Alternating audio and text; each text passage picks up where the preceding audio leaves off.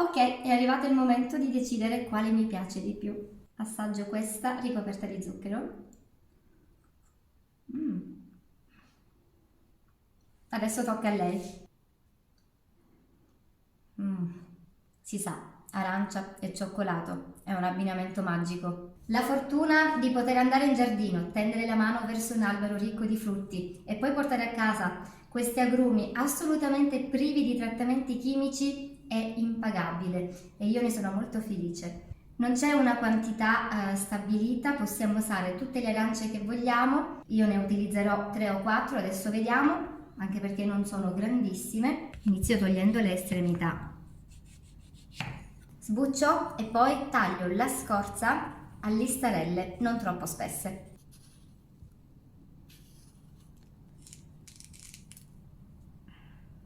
Cerchiamo di non rovinarla mentre la stacchiamo, quindi facciamo con delicatezza. Ogni volta che posto un video in cui, in base alla ricetta che preparo, vi suggerisco di procurarvi delle arance biologiche, ricevo sempre tanti commenti e quindi molti di voi mi dicono ma è quasi impossibile trovarle, non abbiamo un giardino, non sappiamo dove acquistarle. Però vi posso garantire che ormai trovare arance biologiche ovunque è diventato facile. Innanzitutto perché se ci fate caso, quindi se prestate attenzione, nei supermercati, accanto alle arance che vengono da determinati paesi e si vede che sono piene di trattamenti perché sono non solo perfette e molto grandi, ma hanno la buccia molto lucida, piena di cera, ecco, quelle evitiamole, non sono nella maggior parte dei casi italiane, ma accanto a queste troverete senz'altro delle arance, magari nel retino, dove viene specificato che la buccia è edibile. Inoltre, anche e soprattutto dalla Sicilia, molte arance vengono spedite, arance biologiche, vengono spedite ormai in tutto il mondo, quindi non vi resta che cercare. Con le arance sbucciate che ci ritroviamo, cosa possiamo fare? Beh, le possiamo mangiare al naturale, che secondo me è la cosa migliore, le possiamo utilizzare per un'insalata, ad esempio quella siciliana, le possiamo utilizzare per creare dei dolci, ad esempio il pan d'arancio siciliano, una sorta di plum cake che vede le arance frullate, o la torta rovesciata all'arancia che trovate sul canale. Se volete il link ve lo mando, scrivetelo nei commenti. Allora, ho prelevato la scorza di 4 arance, potremmo anche lasciarle così se vogliamo della buccia candita o un po' più grande. Io però la preferisco a listarelle, ma prima di tagliare le mie scorze metto sul fuoco e porto a bollore dell'acqua, vedete, della semplice acqua.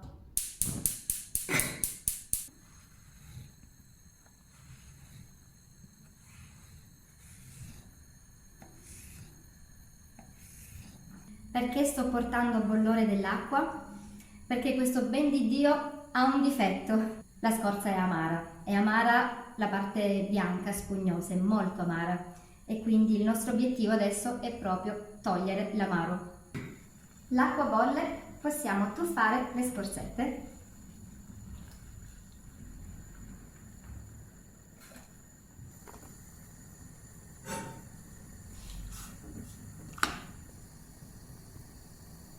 Lascio bollire per circa 6 minuti.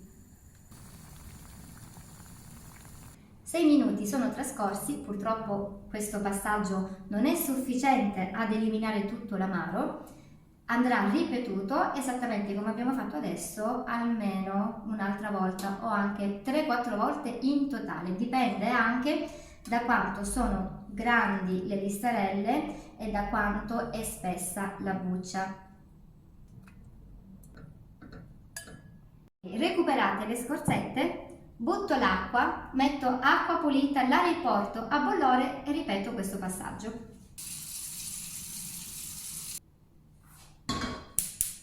L'acqua bolle nuovamente, rimettiamo le scorzette e di nuovo facciamo bollire per 6 minuti.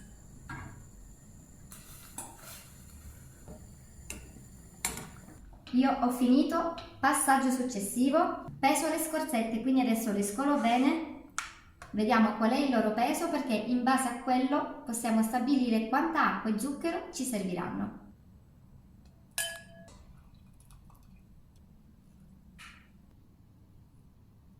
Ho ottenuto quasi 250 grammi di scorzette ammorbidite, quindi preparo una pari quantità di zucchero e di acqua. 250 grammi di zucchero, 250 grammi di acqua.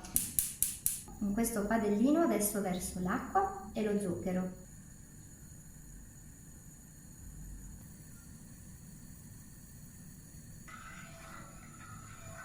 Aspetto che lo zucchero si sciolga e che si formi uno sciroppo trasparente. A quel punto potrò unire le scorzette.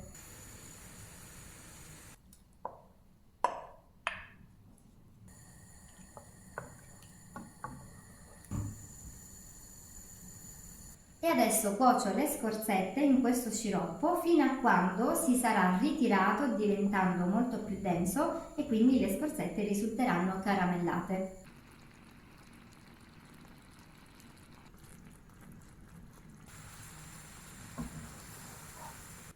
Avete visto come lo sciroppo si è asciugato perfettamente e avvolge ogni singola scorzetta caramellandola alla perfezione.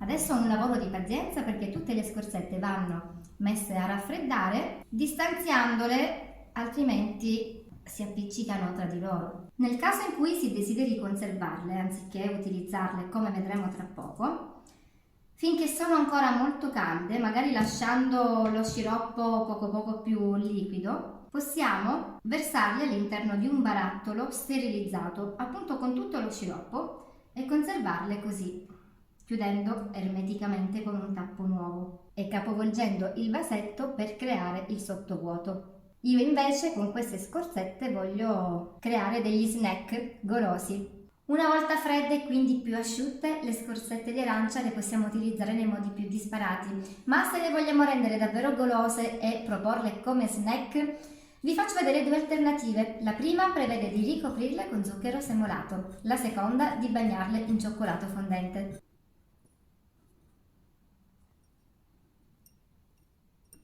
Ecco fatto, non sono carine?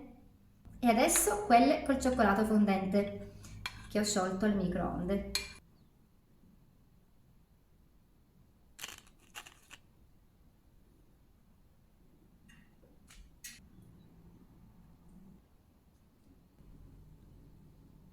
Ho aspettato che le scorzette si asciugassero e finalmente anche questa versione è pronta, non resta che gustarle entrambe.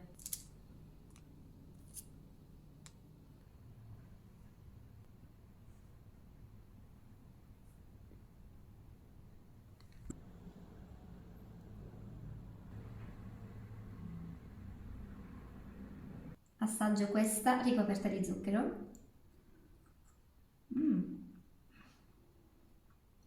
È particolare perché al morso si sente prima lo zucchero un po' croccante, ma poi il cuore, quindi la scorzetta, si scioglie in bocca, è morbidissima. Adesso tocca a lei.